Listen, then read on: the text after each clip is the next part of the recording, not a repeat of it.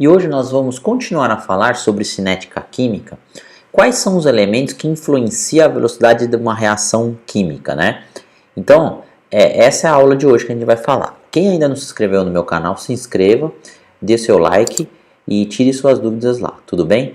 Então, continuando a matéria de concentração, nós estamos falando sobre as velocidades das reações químicas. Quais são os elementos que influenciam a velocidade de uma reação química? A gente começou a falar que foi a concentração.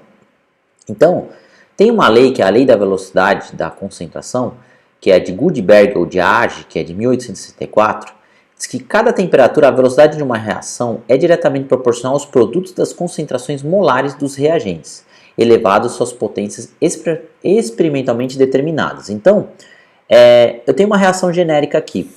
Eu tenho aqui uma substância A mais B dando uma substância C. Então, os elementos que estão antes da flechinha a gente chama de reagentes. Então, aqui são os reagentes. Depois da flechinha é chamado de produtos.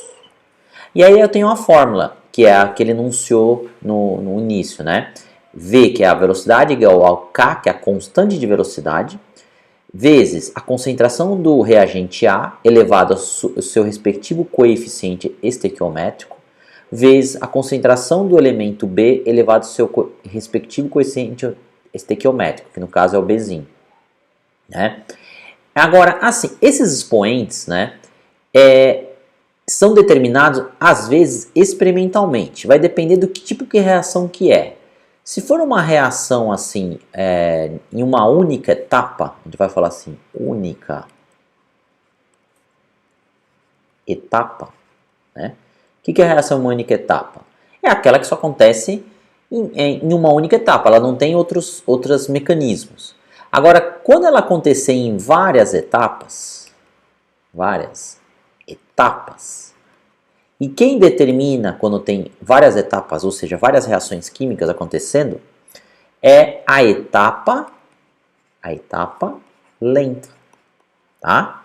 Então a etapa lenta é a que determina uma reação química. Então essa etapa lenta é a que você vai determinar para fazer o cálculo. Mas geralmente quando a reação acontece em várias etapas, existe um experimento, são vários experimentos que depois a gente vai falar na aula de exercício, que vai determinar quais são os elementos, né, quais são os expoentes. Esses expoentes aqui a gente chama de ordem de reação. Tanto o expoente A e B, o A, tanto o A como o B, é chamado de ordem de reação, tá? Então, esses expoentes, eles que determinam a reação química, ou seja, valores experimentais. Mas agora, quando for em uma única etapa, você vai usar o próprio coeficiente estequiométrico do reagente A e B, tudo bem? Então, quando for uma única etapa, não precisa se preocupar. É o próprio expoente, né? Expoente da equação química. Agora, quando for em várias etapas, vai ter vários experimentos. E aí você vai determinar a ordem de reação. Mas isso aí a gente vai falar um pouquinho mais para frente na aula de exercício, tudo bem? Então, basicamente é isso. Então, tem que lembrar que a fórmula da lei da velocidade, para calcular a velocidade de uma reação química, quando a concentração influencia nessa reação, né, é essa fórmula aqui, tá bom? Então, essa é a primeira parte. Então, outro fator que influencia a reação química é a temperatura. O que a gente pensa, né? Então você tem assim, quando você tem uma molécula azul com uma molécula vermelha, química, né? Se você agitar essas moléculas, né?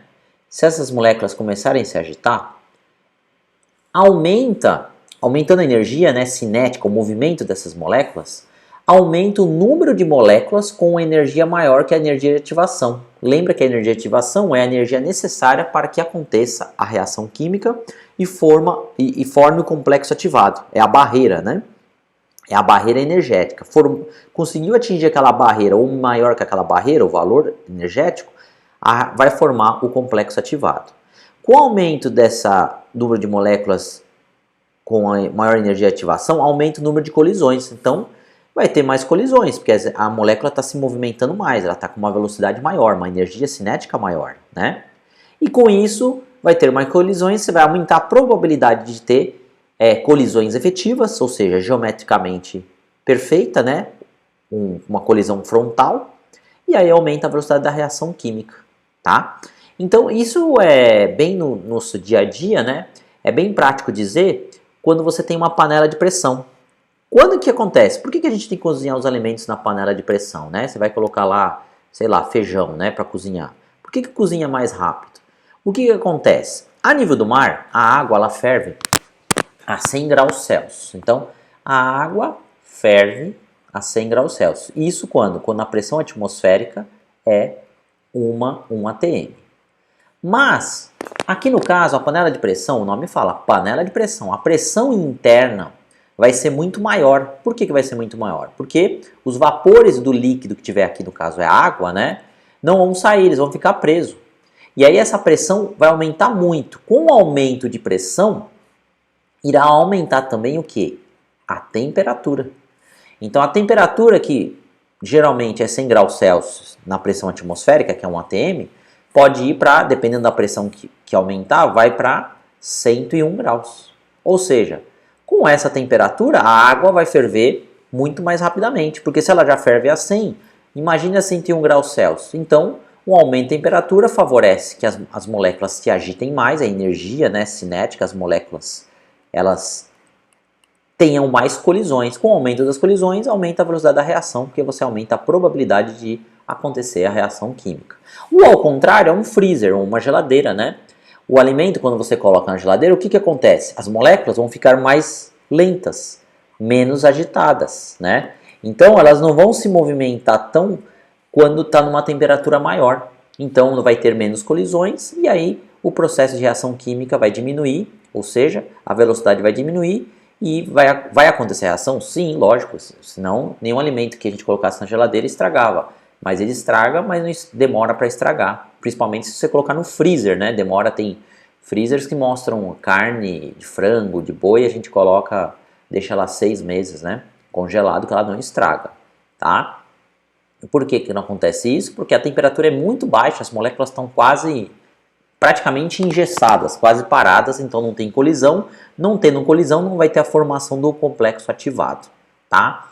Então, é ao contrário, quando diminui a temperatura, diminui a velocidade da reação química, tudo bem? Aí, teve um cara que foi muito importante nessa parte de temperatura, chamado Van Toff. Esse cara, ele foi o primeiro cientista a relacionar a variação de temperatura com a velocidade das reações. Então ele dizia o seguinte, se eu aumentar de 5 para 15 graus, de 15 para 25, vocês estão vendo que eu estou aumentando de 10 em 10? Então ele falava assim, quando eu aumentar 10 graus a temperatura, a diferença de 10 graus, a velocidade dobra. Ela vai de V para 2V e depois para 4V. A próxima seria qual? 8V se eu aumentasse para 35 graus. E assim por diante. Se fosse para 45 graus ia ser 16V, né? Então é bem fácil entender essa teoria, porque sempre cai em prova de vestibular. Então lembra que regra de Van Toff, o aumento de 10 graus faz com que as reações, faz com que a velocidade dobre, tudo bem? E agora temos aqui um exercício interessante para resolver. O exercício é esse, caiu na prova da Anhembi Morumbi de Medicina 2014, né? O oxigênio descoberto por Priestley em 1722, a partir de 1775, Lavoisier estabeleceu suas propriedades, mostrou que existia no ar e na água e indicou seu papel nas combustões e na respiração. Na natureza, o elemento químico oxigênio ocorre como uma mistura de O16, O17 e O18, ou seja, são átomos que têm massas diferentes e um número atômico igual, são chamados de isótopos. Na baixa atmosfera, a temperatura ambiente, o oxigênio presente, né, principalmente na forma de moléculas diatômicas, então é O2. Então nós temos na nossa atmosfera o O2, que constitui o gás incolor, inodor e insípido, essencial para os organismos vivos. São inúmeras as aplicações do oxigênio. Na medicina, o seu uso é mais comum na produção do oxigênio enriquecido. Em um estudo sobre respiração celular, determinou seu consumo de O2 sobre a germinação de sementes de milho e durante diferentes temperaturas a pressão ambiente. O gráfico representa. Então vocês estão vendo aqui que o milho germinado, ó, vamos para a primeira parte, ó, o milho, vou aumentar aqui o tamanho. Ó, aqui é o volume de O2, o eixo Y, né? Aqui é o eixo Y, esse aqui, ó, eixo Y, é o volume de O2 consumido. E aqui é o tempo, em minutos, né?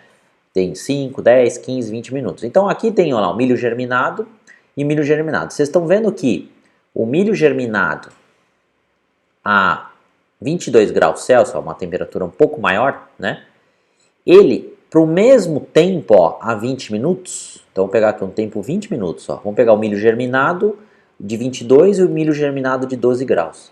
Para o mesmo tempo de 20 minutos, ó, você vê que o consumo do milho germinado a 22 graus Celsius de oxigênio é maior que do milho não germinado, quer dizer, do milho germinado a 12 graus. Ó. Você vê que é 0,8, né? No caso é 0,8, aqui o consumo de oxigênio em ml, né? Enquanto do milho germinado é 1,6, então é o dobro, né? Então vocês percebam que quanto maior a temperatura, maior vai ser o consumo de volume de O2 consumido, né? Ou seja, a temperatura favorece, né, a maior concentração de O2 consumido, tudo bem? E aí dá uma olhada no milho não germinado, ó. O milho germinado também é a mesma coisa, ó.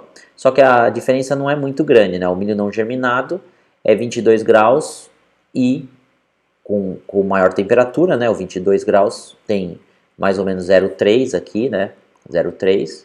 E o não germinado a 12 graus é mais ou menos 0,1, né? Então a diferença é bem menor. Então vamos lá para as afirmações ali.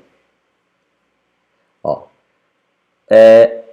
os resultados mostrados no gráfico permitem afirmar que no intervalo da temperatura de 12 a 22 graus Celsius, a respiração celular é uma transformação em que a velocidade aumenta com a elevação da temperatura, né?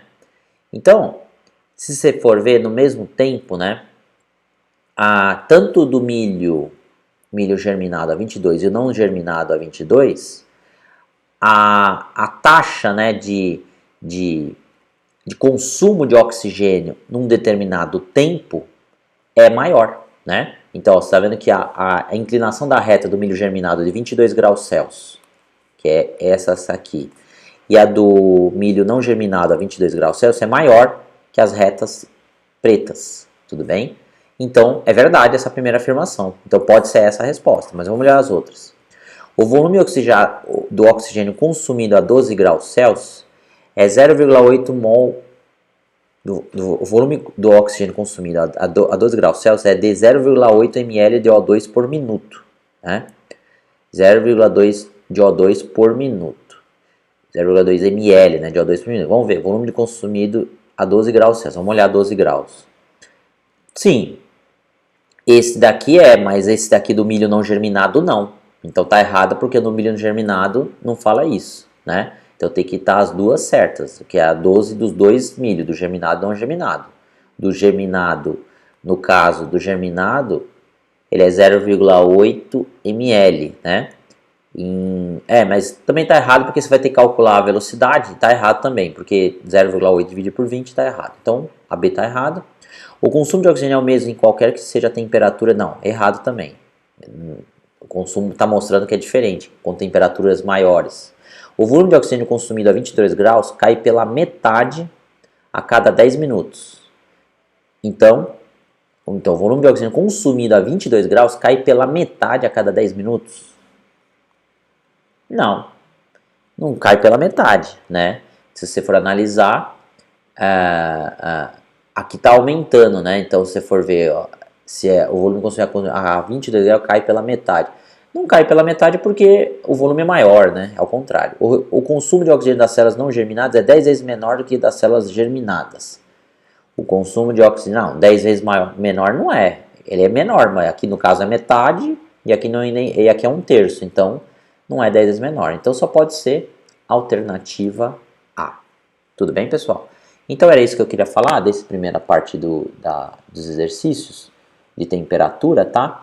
E na próxima aula a gente vai continuar a falar sobre os fatores que influenciam a reação química, no caso a superfície de contato, e a gente termina essa matéria aqui, superfície de contato e catalisador. Tudo bem, pessoal? Então um abraço e tenham bons estudos, se inscreva no meu canal que lá tem todas as aulas, todas as dúvidas vão ser tiradas, tá bom? Obrigado e tchau!